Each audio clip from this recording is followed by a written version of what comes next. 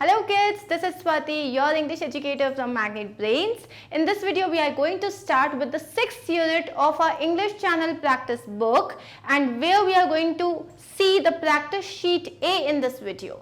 Practice sheet A में in grammar we are going to talk about clauses today. Clauses में we'll see, उसके अलावा we'll see sentences, जो आपके types of sentences होते हैं, simple, compound and complex sentences. Apart from that, writing part में we'll see a letter to the editor. अब ये एडिटर के लिए कैसे लेटर लिखते हैं, तो ये एक फॉर्मल लेटर होता है, इसका फॉर्मेट क्या होता है, ये सब हम ऑलरेडी समझ चुके हैं. So let's begin with our questions. A sentence can be categorized as simple, compound or complex depending on the clauses it contains. अब क्या होता है अगर कोई एक सिंगल सेंटेंस है जिसमें सिर्फ एक ही क्लॉज है. क्लॉज क्या होता है? ग्रुप ऑफ वर्ड्स जिसमें सब्जेक्ट भी होना चाहिए और वर्ब भी होना चाहिए. आपको पता है क्लॉजेस क्या होते हैं. इस वीडियो में डिस्क्रिप्शन में क्लॉजेस की आपके पास वीडियो है. उसके अलावा किस तरीके के क्लॉजेस होते हैं वो भी आपके पास है. नाउ सेंटेंस जो होता है वो 3 टाइप्स के होते हैं. आपने पढ़ा होगा declarative, imperative, interrogative and exclamatory. अब हम थोड़े हायर लेवल पे आते हैं.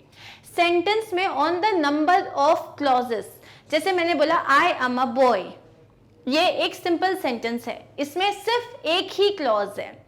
अब अगर इसी सेंटेंस में एक सिंगल इंडिपेंडेंट क्लॉज होता है तो आप उसको बोलते हो सिंपल सेंटेंस. एक सिंगल इंडिपेंडेंट क्लॉज है. अगर कोई सेंटेंस है जिसमें 2 से ज्यादा इंडिपेंडेंट क्लॉज हैं, जैसे कि मैंने कहा I am a brave woman and I love to eat chocolates, मतलब दोनों में कोई ज्यादा सिमिलैरिटी नहीं है, but still I said that I am a happy woman and I love to eat chocolates. तो यहाँ पे 2 क्लॉजेस है. एक है I am a happy woman, I love to eat chocolates, और इन दोनों को मैंने ज्वाइन किया है with the help of a coordinating conjunction and. Right, तो जो सेंटेंसेस में मोर इंडिपेंडेंट क्लॉजेस होते हैं, 2 या 2 से ज्यादा इंडिपेंडेंट क्लॉजेस होते हैं जो आप कोऑर्डिनेटिंग कंजंक्शन से ज्वाइन करते हो, उन्हें हम कहते हैं कंपाउंड सेंटेंस. तो अगर मैंने कहा my student is intelligent, he loves to play cricket. My student is intelligent and he loves to play cricket. तो यहाँ 2 इंडिविजुअल सेंटेंसेस थे जो अपने आप में कंप्लीट थे, जिनका मीनिंग कंप्लीट था. उनको हमने ज्वाइन किया with the use of any coordinating conjunction, with the help of a coordinating conjunction. इसे आप बोलते हो कंपाउंड सेंटेंस. थर्ड होता है कॉम्प्लेक्स सेंटेंस. कॉम्प्लेक्स सेंटेंस वो सेंटेंसेस होते हैं जिसमें 2 इंडिपेंडेंट क्लॉज नहीं होते. यहाँ पे एक इंडिपेंडेंट क्लॉज होता है जिसमें इसके बाद आते हैं डिपेंडेंट क्लॉज. एक या एक से ज्यादा डिपेंडेंट क्लॉज होते हैं जो कि सबऑर्डिनेटिंग कंजंक्शन से जुड़े होते हैं. जैसे कि though it was raining I went to play, बारिश हो रही थी फिर भी मैं खेलने चला गया. सो आई वेंट टू प्ले. अगर मैं यहाँ पे सेंटेंस लिखूं दो इट वाज रेनिंग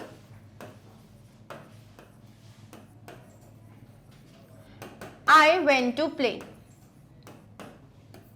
अब यहां पे आप सेंटेंस देखो, ये जो पार्ट है दो इट वॉज रेनिंग, जबकि बारिश हो रही थी, क्या ये अपने आप में कंप्लीट है? नहीं, बिल्कुल नहीं, क्योंकि जबकि बारिश हो रही थी कब की, तो क्या हुआ, ऐसे क्वेश्चंस आएंगे. लेकिन ये जो सेंटेंस है आई वेंट टू प्ले, ये अपने आप में कंप्लीट है. हाँ, तो ये जो है ये एक इंडिपेंडेंट क्लॉज है. और ये जो सेंटेंस है दो इट वॉज रेनिंग, ये आपका एक डिपेंडेंट क्लॉज है. Similarly when I was eating, suppose मैंने लिखा when I was eating, what will be your next question? तो क्या, जब तुम खा रही थी तब क्या. तो ये सेंटेंस जो है, जबकि इसमें एक सब्जेक्ट है और इसमें एक वर्ब भी है, लेकिन उसके बाद भी ये इनकम्प्लीट है, ये एक डिपेंडेंट क्लॉज है. इसके आगे the moment I write when I was reading the door bell rang, the door bell rang. If I write this, the doorbell rang, तो ये अपने आप में कंप्लीट सेंटेंस है. जिस सेंटेंस के ऊपर ये वाला सेंटेंस डिपेंड करता है तभी ये सेंटेंस का कंप्लीट मीनिंग आता है. तो ये होते हैं आपके डिपेंडेंट और इंडिपेंडेंट क्लॉज. अब ये जो वर्ड्स होते हैं जैसे कि यहाँ पे है दो, यहाँ पे है व्हेन, ये जो है ये भी कंजंक्शंस होते हैं. इन्हें आप क्या बोलते हैं? इन्हें आप सबऑर्डिनेटिंग कंजंक्शंस बोलते हो. ये जो कंजंक्शंस होते हैं ये सबऑर्डिनेटिंग कंजंक्शंस होते हैं. कैसे? जैसे एज, आफ्टर, ऑल्दो, बिफोर, ये सारे जो कंजंक्शंस होते हैं जब आप इन्हें ऐड करते हो या तो relative pronouns like which, who, whose and that, इनको यूज करके जब आप सेंटेंसेस को कनेक्ट करते हो उसे बोलते हो एक कॉम्प्लेक्स सेंटेंस. अब यहाँ आपके पास क्वेश्चंस हैं जिसमें आप सेंटेंस पढ़ोगे और आपको बस इतना बताना है ये सिंपल सेंटेंस है या कंपाउंड सेंटेंस है. That's it. ठीक है, कॉम्प्लेक्स सेंटेंस पे नहीं जा रहे हैं अभी हम. The principal gave a motivating speech. हमारे पास सब्जेक्ट कौन है? प्रिंसिपल. क्या काम किया है? देने का काम किया है. एक ही काम किया है. What did he give? A motivating speech. तो यहाँ पे एक ही सब्जेक्ट, एक ही वर्ब है, एक ही सेंटेंस है, simple sentence. S. The tiny bird sang melodiously all night. तो किसके बारे में हम बात कर रहे हैं? The tiny bird. ये हो गया subject. What did it do? Sang करने का काम किया. What did it sang? Like it sang melodiously all night. Again यहाँ पे आपके पास एक ही सब्जेक्ट, एक ही वर्ब है, इसमें एक ही क्लॉज है. ये हो गया simple sentence. The ballet dancers performed very well on stage. Ballet dancers ने स्टेज पे बहुत अच्छा परफॉर्म किया. हम बात कर रहे हैं बैले डांसर्स की. उनने काम किया है परफॉर्म करने का. अब कैसा किया? Very well. ये एक एडवर्ब है. ऑन स्टेज, यहाँ पे भी एक ही क्लॉज है. ये एक सिंपल सेंटेंस हो गया. The boys went to the beach and they swam in the sea. The boys went to the beach, ये एक कंप्लीट सेंटेंस है. They swam in the sea, ये भी एक कंप्लीट सेंटेंस है. दो क्लॉजेस को ऐड किया है एक कोऑर्डिनेटिंग कंजंक्शन के साथ. ये एक इंडिपेंडेंट क्लॉज है, ये भी एक इंडिपेंडेंट क्लॉज है. इन दोनों को आपने ऐड किया है कोऑर्डिनेटिंग कंजंक्शन के साथ. ये हो गया एक कंपाउंड सेंटेंस. एंड ये रहे हमारे आंसर्स. आगे देख लेते हैं. The soldier marches ahead. Soldier आगे जाता है. किसके बारे में हम बात कर रहे हैं? हम बात कर रहे हैं सोल्जर के बारे में. क्या काम हो रहा है? मार्च करने का काम हो रहा है. तो यहाँ पे क्या कुछ भी अपना द सोल्जर मार्चेस अहेड, यहाँ पे हमारे पास कोई भी एक ही क्लॉज है ना. ये हो गया सिंपल. माई पेट कैट हेट्स डॉग्स. मेरी जो पेट कैट है वो डॉग को हेट करती है. बिल्कुल सही है. चलो good. Yet the dog loves the cat. लेकिन जो डॉग है वो कैट को लव करता है. ये एक इंडिपेंडेंट क्लॉज है. दोनों को हमने किससे ऐड किया है? येट से. ये क्या हो गया? एक कंपाउंड सेंटेंस हो गया. आई worked on the computer all evening. किसकी बारे में बात हो रही है? मेरे बारे में. क्या काम किया मैंने? काम करने का काम किया है. I worked on the computer all evening. एक ही क्लॉज है. ये सिंपल सेंटेंस हो गया. Sorry, this is not a complete sentence. पूरा सेंटेंस पढ़ा ही नहीं है. So I worked on the computer all evening so I have a headache. अब यहाँ पे उसने दिन भर कंप्यूटर पे काम किया. ये एक क्लॉज हो गया. इसीलिए अब उसको एक सर दर्द दे रहा है. ये भी एक काम हो गया. सो आई हैव अ हेडेक. अब ये दोनों को ऐड किया है सो से, तो ये भी क्या हो गया? आपका कंपाउंड सेंटेंस हो गया. You can go out and play but come back and finish your homework on time. तुम बाहर जाके खेल सकते हो. You can go out and play. You can go out and play but come back, ठीक है, and finish your homework on time. तो यहाँ पे आपके पास दो कोऑर्डिनेटिंग कंजंक्शंस हैं और ये आपका अगेन कंपाउंड सेंटेंस हो गया. राइट? आगे देख लेते हैं अब हम. Underline the clauses in these sentences. अब इसमें आपको जो क्लॉजेस हैं बस उनको आपको अंडरलाइन करना है. The criminal shot him. हम किसके बारे में बात कर रहे हैं? ये रहा सब्जेक्ट. मारने का काम हुआ है. सब्जेक्ट वर्ब है. बिल्कुल सही. ये एक क्लॉज है. Before he could shout. अब यहाँ पे आपने द क्रिमिनल शॉट हिम, इसमें आपने इंडिपेंडेंट क्लॉज को अंडरलाइन कर दिया है. I could not go to school. अब यहाँ पे है बिकॉज आई वॉज अनवेल. तुम्हें यहाँ पे ना इंडिपेंडेंट क्लॉजेस को अंडरलाइन करना है क्योंकि ये देखो, I could not go to school, I was unwell. तो यहाँ पे तुमने दोनों ही क्लॉजेस को अंडरलाइन किया. और ये क्या है सर? ये है आपका coordinating conjunction.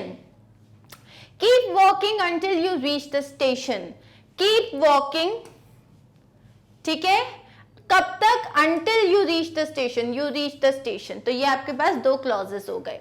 Father talked about his day at work while we eat. So father talked about his day at work while we ate. तो ये दो डिफरेंट क्लॉजेस हो गए।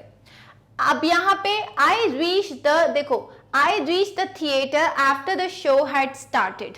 मैं थिएटर पहुंचा, आई रीच द थिएटर, ये अपने आप में कंप्लीट है। आई सब्जेक्ट हो गया, रीच्ड हो गया वर्ब।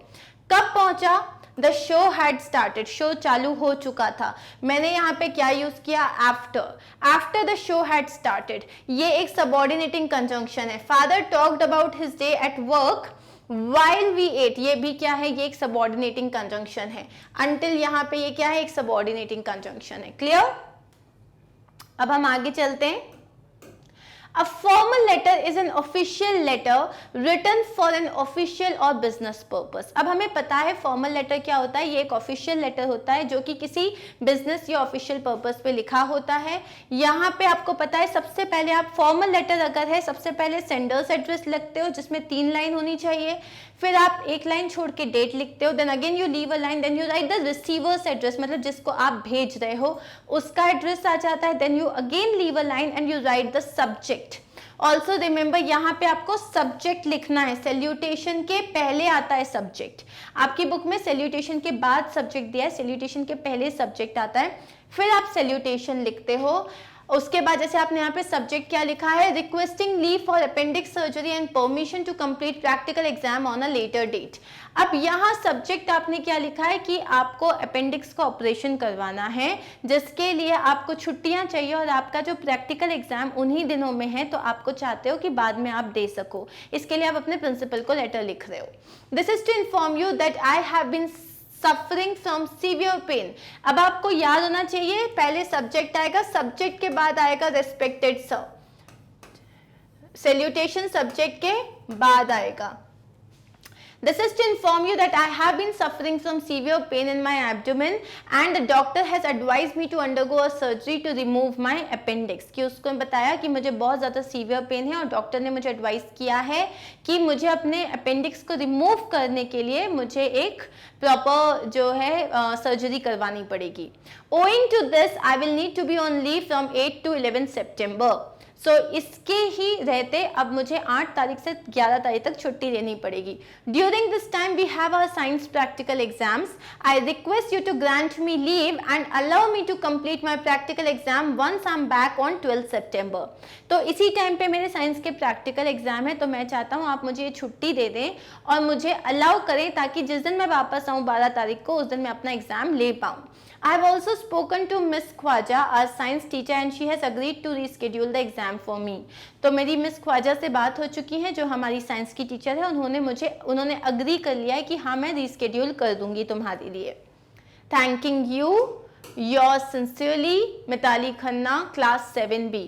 थैंकिंग यू के बाद योर सिंसियरली क्या है? आपका सब्सक्रिप्शन, मिताली खन्ना सिग्नेचर, और आपको क्लास मेंशन करना बहुत जरूरी है। आपने क्लास मेंशन कर दी, क्लास 7B। अब आपका काम क्या है? यहाँ आपको एक लेटर लिखना है टू द एडिटर ऑफ कोई अच्छा सा न्यूज़पेपर जहाँ पे अभी आपके स्टेट में बहुत ज़्यादा कम्युनल राइट्स हो रहे हैं, मतलब धर्म के नाम पे बहुत सारी लड़ाइयाँ हो रही है और आप चाहते हो कि जो अथॉरिटीज़ हैं, मतलब पॉलिटिशियंस हैं, जो गवर्नमेंट ऑफिशियल्स हैं, उनका ध्यान उस तरफ जाए ताकि वापस जो है पीस और काम आपकी सिटी में, आपके स्टेट में आ जाए। तो जब आप ये लेटर लिख रहे हो आपको पता होना चाहिए आपका लेटर ब्रीफ होना चाहिए, अप्रोप्रिएट होना चाहिए, लैंग्वेज फॉर्मल होनी चाहिए, पोलाइट होनी चाहिए और कोई शॉर्ट फॉर्म आपको यूज नहीं करना है। तो ये रहा आपका लेटर। सो 16A सेक्टर 40 चंडीगढ़, ये क्या हो गया? हमने लिख दिया सबसे पहले सेंडर्स एड्रेस, उसके बाद हमने लिख दी डेट। अब जो है फॉर्मल लेटर में कॉमा ये सब आप नहीं लगाते हो, so do not put comma anywhere, okay. अब आ गया उसके बाद receiver's address, the editor, the Tribune Chandigarh. अब यहाँ पे आपका एक चीज मिसिंग है which is subject, so please write the subject as well. Subject में क्या आ जाएगा? my views regarding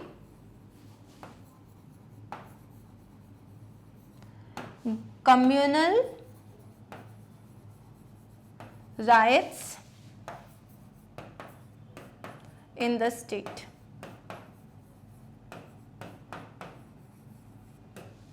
ठीक है, अब हम आगे आते हैं.